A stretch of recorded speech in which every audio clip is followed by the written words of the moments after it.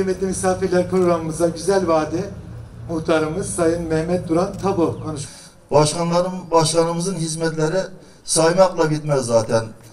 Sayın vekillerimiz olsun, sayın başkanlarımız olsun açılışa yetişmekte zorlaşıyorlar. Allah kendilerinden razı olsun. Mahallemize bir karakol kazandırdı, Güzel Vadi mahallemize. Şimdi de bir kapalı pazar yeri yine semtimize kazandırıyor. Allah kendisinden razı olsun. Hepinize teşekkür ediyorum. Allah razı olsun. Hoş geldiniz. Şahinbey ilçemiz hızla büyük gelişiyor. Biz de buna uygun olarak çalışmalarımızı aralıksız bir şekilde sürdürüyoruz. Şimdi oturduğum yerden şu tarafa baktığımda Türkiye'nin en büyük millet bahçesini bu mahallelerimize kazandırdık. Ki buraların en büyük ihtiyacı park ihtiyacı. Diğer taraftan baktığımızda ulaşım, yine Yeşil Vadi Bulvarı 12 kilometrelik 12 şeritli yolumuz şu anda halkın hizmetinde.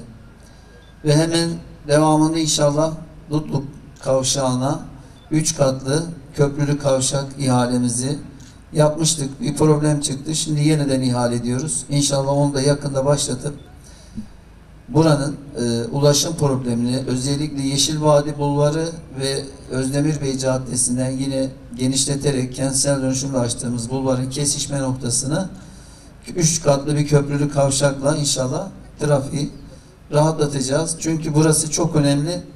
Şehir hastanemiz hemen Karataş'ta biliyorsunuz İbn Sina mahallemizde. Orası bittiği zaman bu kavşak çok daha önemli hale gelecek. Bu yollar çok daha önemli hale gelecek. Yine mahallelerimize yapmış olduğumuz sosyal tesislerimiz, gençlik merkezlerimiz ki Dumlupınar mahallemizde var, Güzel Vadi mahallemizde var. Yine tesislerimizi yapmaya, arttırmaya devam ediyoruz. Burada temelini atacağımız pazar yerimiz önemli bir pazar yeri. İlçemize göreve başladığımızda 2 tane pazar yerimiz vardı. Şu anda 11 tane pazar yerimiz var. İnşallah 12.sini buraya yapacağız. Daha önce sokaklarda, sokak aralarında pazarlar kuruluyordu. Şu anda bu tamamen bitti. Sadece bir tane var. O da Güzel Vadi ile Dumlupınar arasında yola kurulan pazar yerimiz.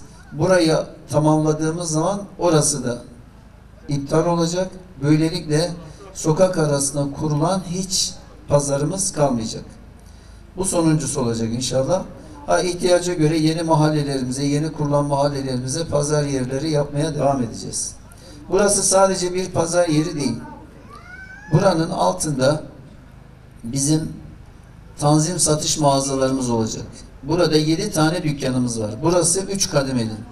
Ön cepheden baktığımızda ki 30 metreli yeni yol yapılıyor. Yola cepheli, etrafında otopark alanlarıyla beraber 7 tane dükkanımız var. Fırını da olacak, diğer dükkanlar da olacak ve tanzim satış mağazası olacak. Tarım kredi kooperatifleriyle birlikte şu anda yeni tanzim satış mağazaları açıyoruz. Bir tanesi şu anda bu hafta muhtemelen hizmete girecek Güneykent'te. Bir tane Mavi Kent mahallemizde bitmek üzere. Muhtemelen bir ay içerisinde onu da açacağız. Bir üçüncüsünü buraya açacağız. Özellikle vatandaşımızın ucuz gıdaya erişimde üreticiden tüketiciye burada alışveriş yapma imkanı bulacak. Onun yanında diğer mağazalarımız olacak. Ucuz et satış mağazaları olacak. Diğer mağazalar olacak. Bölgenin ihtiyacını karşılayacak. Bir tane de burada fırınımız olacak.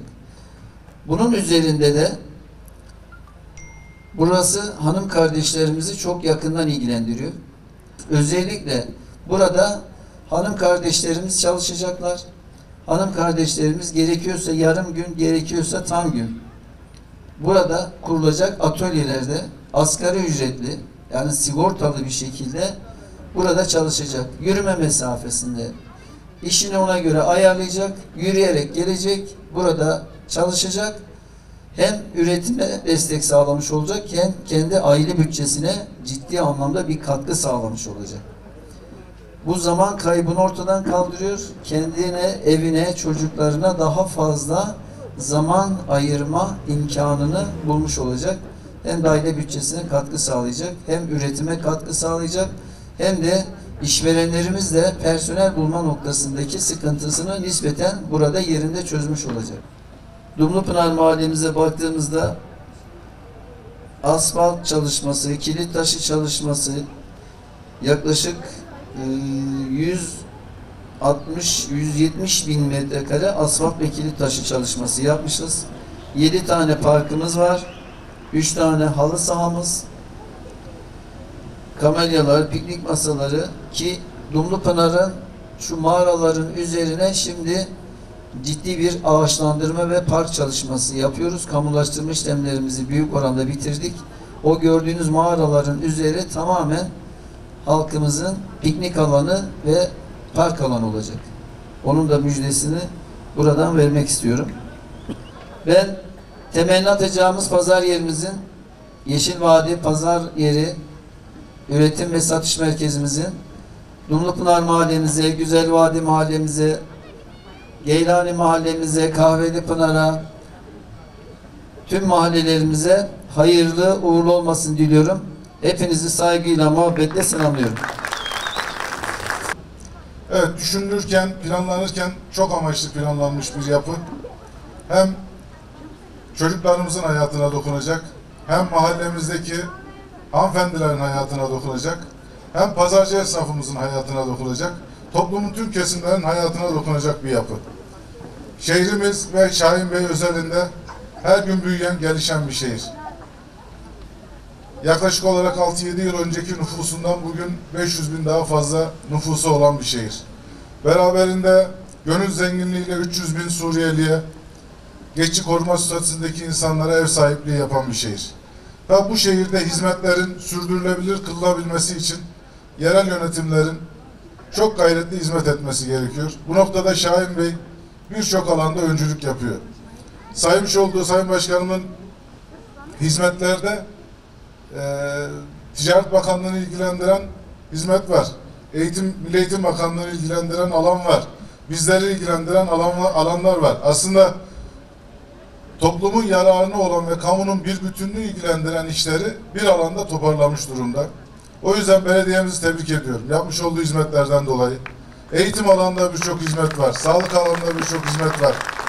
Özellikle şu an eğitime devam eden 20 bin okul öncesi eğitim öğrencimizin yaklaşık 7 bini belediyemizin tesislerinde hizmet görmekte.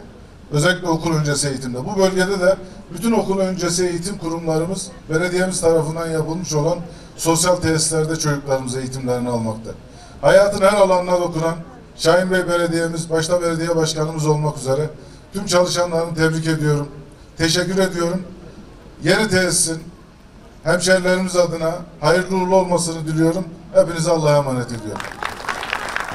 İlahi ya Rabbi, bugün burada temelini attığımız müesseseyi, kurumu hakkımızda, ilçemiz hakkında, ilimiz hakkında, vatanımıza, milletimize hayırlı mübarek eyle ya Rabbi. Hayırlı uğurlu olsun. Ya Allah! Bismillah! Ey çengin tarihi bize yol veriyor. Vekilimize, Şahin Bey Belediye Başkanımıza, kıymetli Haziruna.